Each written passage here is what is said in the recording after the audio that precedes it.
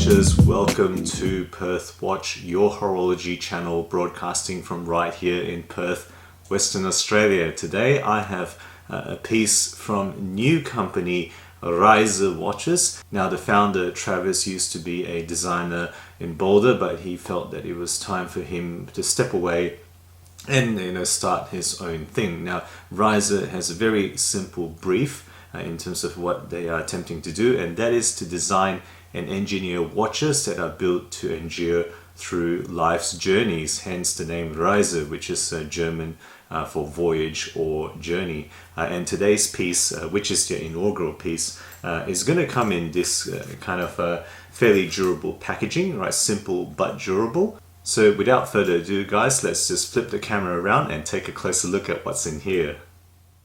Alright guys, so here we have the package on the table, made of industrial grade tarpaulin, so very tough, external use material, tents and whatnot. So that's really the functionality that they built into this kind of pencil case looking thing. Let's have a look at spin. Actually, surprisingly good. It's spinning out of center of gravity here, but actually that's actually not bad, a lot better than I was expecting. I think that's about a 4. Alright, so this is a zip case, and I'm sure they will put more things in here in production version, but right now it's a prototype, so there's nothing else that this comes with. Okay, just going to put that aside and show you this particular piece close up. So this is the REISE Resolute automatic camo green, so camouflage green, classic feel style color is what this is. So just to let you know, the Kickstarter price will be in the range of 260 to around 280 USD, depending on how early you are jumping aboard, whereas the full MSRP will be pitched at the 399 range. That's the information I have so far, and the Kickstarter campaign will probably be ongoing by the time I get this review out. Okay, so check out the links below to jump onto the site if you want to find out more specific details about the campaign. Okay, so first up, as I usually do, guys, talk about the movement, which in this case, just a quick rush through Seiko NH35A, as you may expect with a watch looking like this at this price range. In this case, quick set date is actually a color matched date wheel. That's a good thing, very good that they've gone for that, with white writing, and you can see that in that bordered 3 o'clock window position here. The rated accuracy at NH35A you've seen before down the left there. In this case, this prototype has been regulated to run at around plus 15 seconds per day, or at least that's the result I'm getting in the 5 days that I've had this running. Okay, enough about the movement. Let's talk about the case now, which it's actually almost defies measurement. It's stipulated to be a 40.5 millimeter case.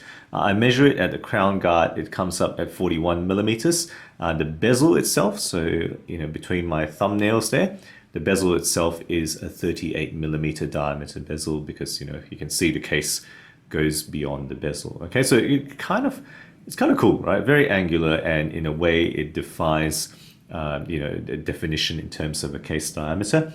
Thickness is not very thick at all, at 11.5, so it's fairly pleasing, not too thick, certainly not chunky by any means in my opinion. Lug width of 20 millimeters, and a lug to lug distance, pleasingly not that big either, is 46 millimeters.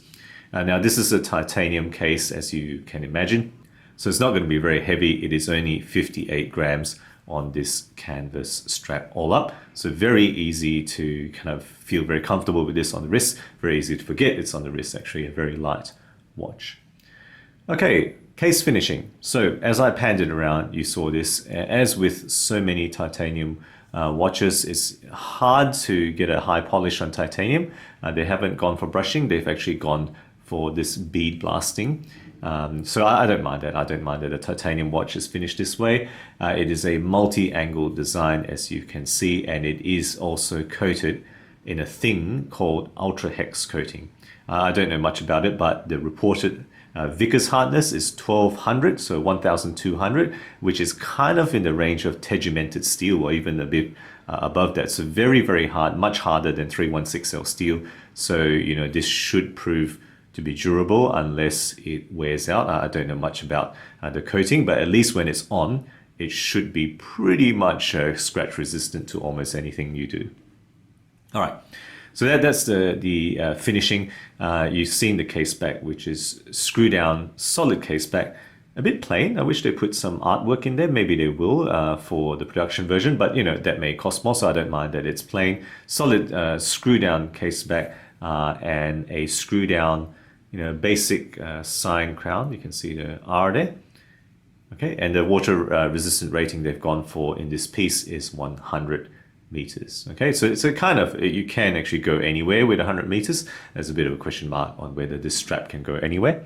We'll get into that in a little bit later. Right, talking about the dial now. So the dial here is, of course, green. It's a camo green variation of this watch. So it's a fume dial, right? It does fade into a very much darker shade in the periphery.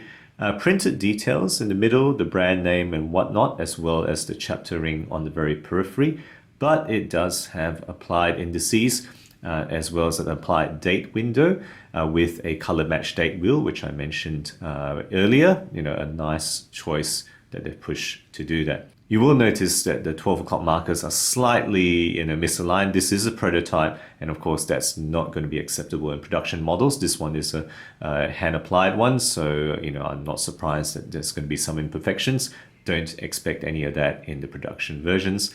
The hands are baton hands, right? Simple and straight baton hands, brush finishing with a lollipop seconds hand. Again, you know, simple and straight up, nothing too complicated to mess up the simplicity. Lume-wise is actually a mix of Superluminova C3, which glows green, and BGW9, which glows blue, particularly on the periphery, which gives a pretty cool lume signature. It doesn't, I don't think the application is too thick, so it doesn't glow, you know, super bright all through the night. But you know, for what it's worth, a lume shot right here for you guys to see the lume signature, how it glows with those differential colors in the dark. Okay, so the bezel, of course, you know, is fixed. I'm not going to talk about, you know, any rotating. There's bezel on these few watches. On top of the dial is a nice flat sapphire crystal. They've stated they've gone for a lot of anti-reflective coating, so at least 10 coats, which means that, you know, sometimes when you look at this watch, it feels like you can reach in and touch the dial in hands there. That's really what they're aiming for. Very good performance, legibility, and clarity here. All right, onto the strap then. You can see, you know, green canvas stitched with leather backing is really what this strap is, and then it's got titanium hardware, so in the same bead blasted finishing with an R there. You'll notice that the holes here are ragged. They were going for this kind of rugged look, but I believe this will be upgraded to stitching on production models, so it will be stitched rather than left plain like this. Okay, so there we go. That's the entire description of the watch. Let's just try it on for a wrist shot for you guys now. So there you go, guys. The REISE Resolute automatic on my 17 centimeter wrist here. Sorry, the white balance is making me look very pale, but this is just balancing up again. So, you know, remember for 41 millimeter at the crown guards, lug to lug only 46 and thickness of 11.5 millimeters. So it fits very well for most people, I think, and that's how that strap looks like on my wrist. Okay, there we go. Okay, so let's just take it off. What have I, you know, enjoyed about this? What I think are the good things? Well, look, I think it's original and interesting case design. Definitely an original case design as far as I'm aware. And if you think this kind of looks a bit like the Boulder Venture, which I will put here, that's because the founder, Travis, actually designed the Venture and designed many of the watches at Boulder before he left the company. You know, in his time there, he did have input on many of them. So it's not really knocking off any of that. That's actually his design, but this of course has varied from Boulder Design here. So interesting design case. It's inspired, at least in part by stealth vehicles. And I like the coated titanium. It's kind of like tegimented steel hardness, and certainly it still looks absolutely perfect. And I expect that this will probably hold up as long as that coating is, does what it says. It's nicely done in terms of the fume dial. I like how they've done that fume dial, minimalistic hand and indices combo, which really goes with a utilitarian feel style. Nothing too fancy. I like that. And I think at less than $300, the value is pretty fair. You're getting titanium, you're getting high-grade titanium with that quality coating, you're getting sapphire crystal, and you're getting an NH35 movement. At this price range, I think that's okay. Of course, the concern, and now flipping on to the concerns I have, at full MSRP of $399 USD, I would have concerns about this being less compelling, particularly given the extremely crowded market and competition, at around the $400 USD price range. I suspect that they may have to discount intermittently to sell this successfully. That's just my feeling about it. And then lastly, I've mentioned this or alluded to this, leatherback strap.